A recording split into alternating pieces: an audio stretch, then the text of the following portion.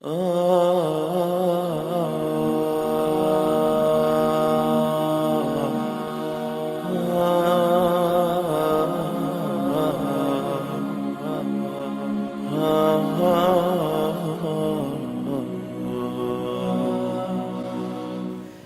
سوچ کا دوسرا نقصان یہ ہوتا ہے کہ اگر آپ اس پہ پختہ ہو گئے، اگر آپ اس پہ پکے ہو گئے، وہ سوچ میچور ہو گئی، دماغ کے اندر بن گئی، پروسیس کا حصہ بن گئی، میموری میں سیو ہو گئی، اس کے مطابق آپ نے پلان اور منصوبے بنانا شروع کر دیے تو وہ لکھ لی جاتی ہے۔ کونین کے تاجدار آمنہ کے لال علیہ السلام ارشاد فرماتے ہیں القاتل والمقتول فی النار، قتل کرنے والا بھی جہنم میں ہوتا ہے اور جو قتل ہو جاتا ہے وہ بھی جہنم میں ہوتا ہے۔ صحابہ حیران ہو جاتے ہیں، اے اللہ کے پیارے نبی صلی اللہ علیہ وسلم، ھذا القاتل، قاتل کی سمجھ آئی، جہنم میں گیا، جو قتل ہو گیا ہے وہ جہنم میں کیوں جائے گا؟ ایک شخص گھر میں بیٹھا ہے، کوئی ظالم اس پہ اٹیک کرتا ہے، وہ اپنی عزت کا دفاع کرتا ہے، اپنے مال کا دفاع کرتا ہے، انشاءاللہ اسے تو اللہ کے ہاں شہید لکھا جائے گا۔ یہ شہید مقتول شہید ہے۔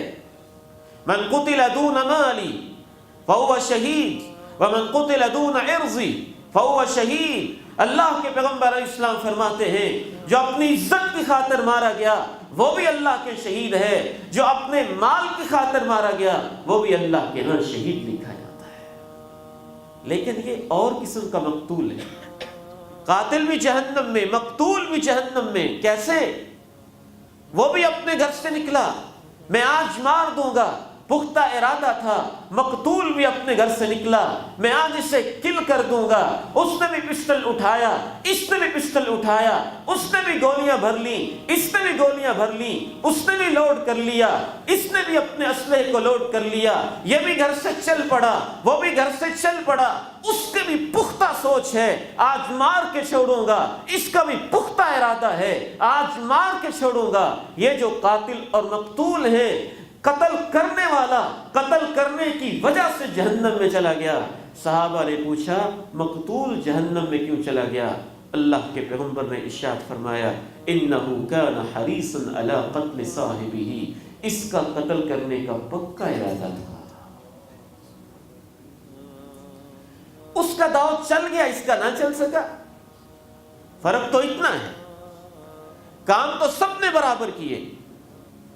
اللہ کے پیغمبر علیہ السلام ارشاد فرماتے ہیں من نکح امرأة على صداق لا يريد اداءه الیہ لقی اللہ وهو زان، جو شخص کسی عورت سے نکاح چاہتا ہے، شادی کر لیتا ہے، انجوائے کرتا ہے، اس کی عزت اس کے لیے حلال ہو جاتی ہے، لیکن جو حق مہر طے کیا ہوتا ہے وہ دینے کا ارادہ ہی نہیں رکھتا ہے، کل قیامت کے دن اللہ کی عدالت میں جائے گا تو اسے زانی لکھا ہوگا۔ پختہ ارادہ تھا، حق مہر تو میں نے دینا ہی، جتنا مرضی لکھ لو۔ تو دوسرا نقصان یہ ہوتا ہے جب آپ منفی سوچ سوچتے ہیں تو اس کے پہلے 3 سٹیج تو معاف ہوتے ہیں۔ خیال آیا، گزر گیا، اللہ کا فضل ہے وہ بھی معاف ہے۔ خیال آیا، تھوڑا سا خاطرہ بن گیا، وہ بھی معاف ہے۔